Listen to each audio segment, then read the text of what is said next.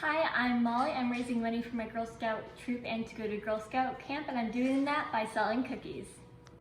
Did you know that if you don't want to buy cookies for yourself, you can also donate them to frontline workers? One thing you can do with cookies is you can make a Girl Scout cookie charcuterie board. This is how you do it. All you need is a cutting board or a tray to put your cookies on. Part of what makes a charcuterie board fun is that there's lots of things for guests to taste and look at. So here I have some strawberries, coconut, lime, peanut butter, pretzel sticks, and chocolate. Then we can put cookies.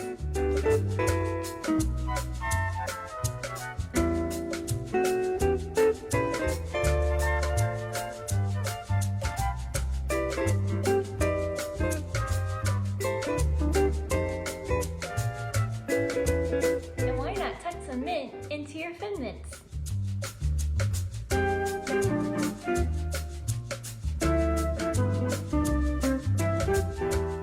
Thank you so much for supporting Girl Scouts like me, and I hope you enjoy making a charcuterie board of your own.